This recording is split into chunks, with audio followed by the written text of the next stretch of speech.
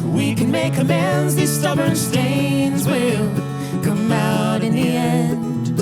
Oh, better angels, unite us all again. Good company as we crank up Studio B this afternoon, and welcome Nefesh Mountain to the studio. How are you? Good. Happy to be here. All right. Well, our Studio B sessions, as always, made possible by Sierra Nevada Brewing Company. Y'all want to start with a song? Yeah. Sure. That's why we're here, I guess. Let's start with a song. We have a new album out called Beacons. This one's called Regrets in the Rearview. We'll talk more about it later. 1, 2, 3, 4.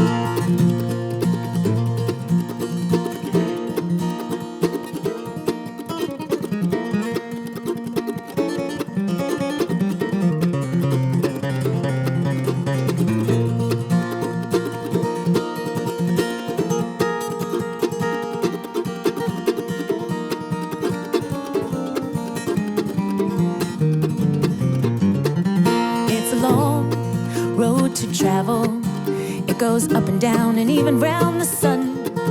I've been strong and I've unraveled, but every dawn I know that I'm the lucky one. Time has soared through the seasons. It goes slow and fast and even past my dreams, but I'm sure the Great Spirit has reasons, so I try to trust in all things unforeseen. I will stay on this old highway, though I may make mistakes every mile, but I won't look behind. Keep today front of mind and my regrets in the rear view all the while.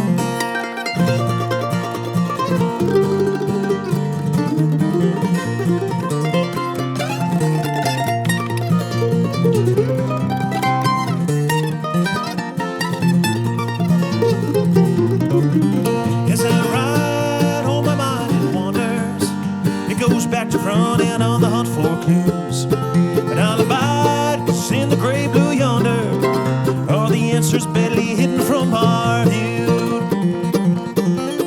In the night, this world seems so empty, in that red and green and distant gleaming glow. But the light from the morning stars ascending, they remind me that we're never all alone.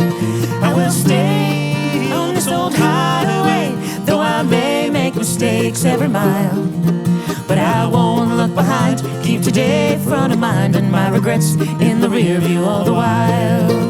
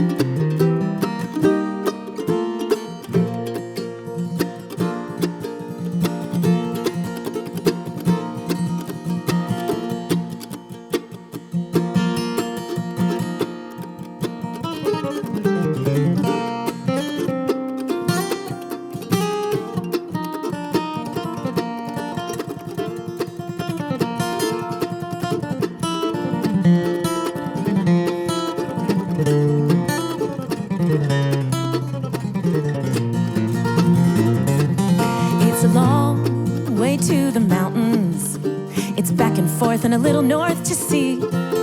I've been gone for an age, but who's counting? All roads lead back home eventually. I will stay on this old highway, though I may make mistakes every mile, but I won't look behind. Keep today front of mind and my regrets in the rear view all the while, but I won't look behind. Keep today front of mind, my regrets in the rear view all the while.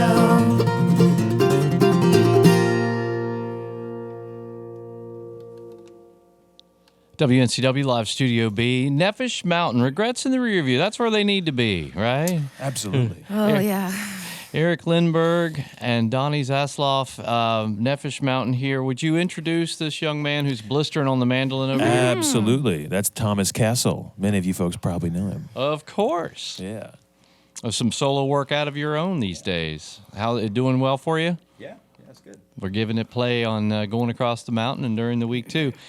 And I got to tell you, we have been enamored with your music ever since. I guess the first was your self-titled that we played here on the station. So the musicianship, the depth of the lyrics, and everything, what you're bringing into the music. And when I read, people say it defies genre. Well, I guess that's about as true as it can be.